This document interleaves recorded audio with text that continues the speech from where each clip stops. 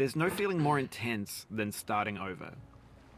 If you deleted your homework the day before it was due, as I have, or if you left your wallet at home and you have to go back after spending an hour in the commute.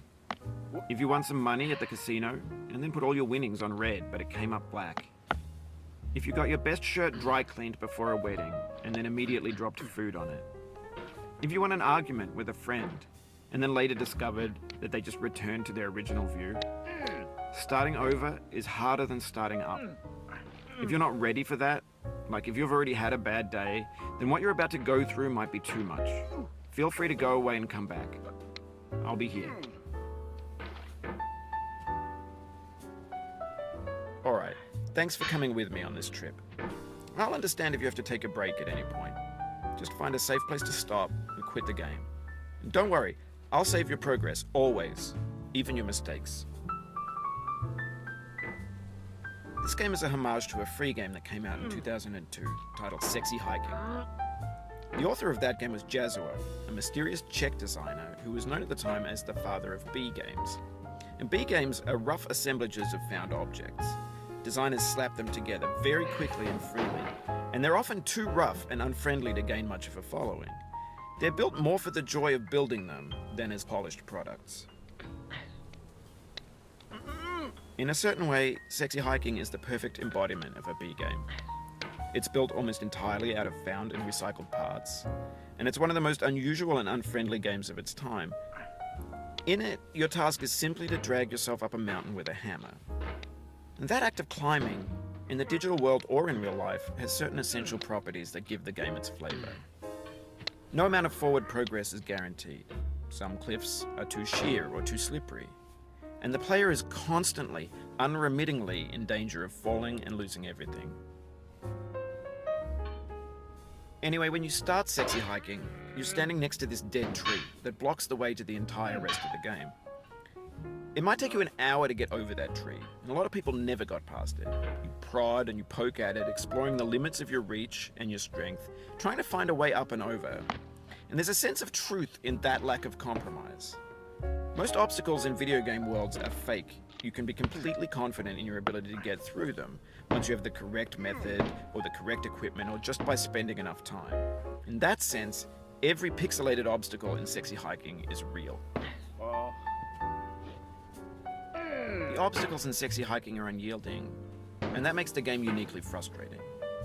But I'm not sure Jazuo intended to make a frustrating game. The frustration is just essential to the act of climbing, and it's authentic to the process of building a game about climbing. A funny thing happened to me as I was building this mountain. I'd have an idea for a new obstacle, and I'd build it, test it, and it would usually turn out to be unreasonably hard. But I couldn't bring myself to make it easier. It already felt like my inability to get past the new obstacle was my fault as a player rather than as a builder. Imaginary mountains build themselves from our efforts to climb them. And it's our repeated attempts to reach the summit that turns those mountains into something real. When you're building a video game world, you're building with ideas. And that can be like working with quickset cement.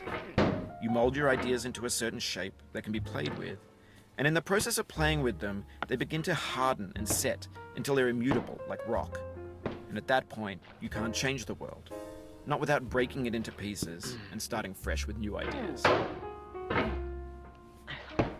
For years now, people have been predicting that games would soon be made out of prefabricated objects, bought in a store and assembled into a world. And for the most part, that hasn't happened, because the objects in the stores are trash. I don't mean they look bad or that they're badly made, although a lot of them are. I mean they're trash in the way that food becomes trash as soon as you put it in the sink. Things are made to be consumed and used in a certain context, and once the moment is gone, they transform into garbage. In the context of technology, those moments pass by in seconds. Over time, we've poured more and more refuse into this vast digital landfill that we call the internet. It now vastly outnumbers and outweighs the things that are fresh and untainted and unused. When everything around us is cultural trash, trash becomes the new medium, the lingua franca of the digital age. You could build culture out of trash, but only trash culture. B games, B movies, B music, B philosophy. Maybe this is what digital culture is. A monstrous mountain of trash, the ash heap of creativity's fountain. A landfill with everything we ever thought of in it. Grand, infinite, and unsorted. There's 3D models of breakfast, Gen X's fanfic novels, scan magazines, green screen Shia LaBeouf, banned snuff scenes on LiveLeak. Facebook's got lifelike bots with unbranded adverts and candid shots of Kanye and Taylor Swift mashups, car crash epic failed GIFs, Russian dashcam vids, discussions of McRibs, discarded, forgotten, unrecycled, muddled, rotten, untitled. Everything's fresh for about 6 seconds, until some newer thing beckons, and we hit refresh. And there's years of persevering, disappearing into the pile, out of style, out of sight. In this context, it's tempting to make friendly content that's gentle, that lets you churn through it but not earn it. Why make something demanding if it just gets piled up in the landfill, filed in with the bland things? When games were new, they wanted a lot from you. Daunting you, taunting you, resetting and delaying you. Players played stoically.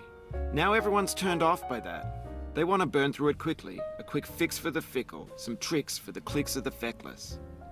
But that's not you, you're an acrobat. You could swallow a baseball bat.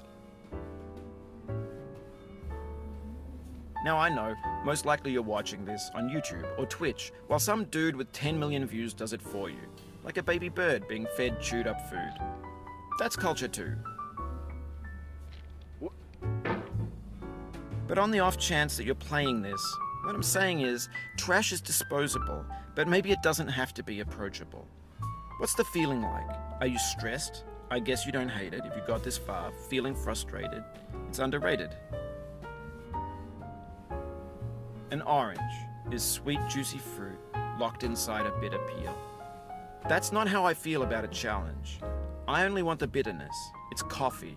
It's grapefruit. It's licorice. Oh, you just lost a lot of progress. That's a deep frustration, a real punch in the gut. और मैं दुनिया का सबसे बड़ा लंडू ये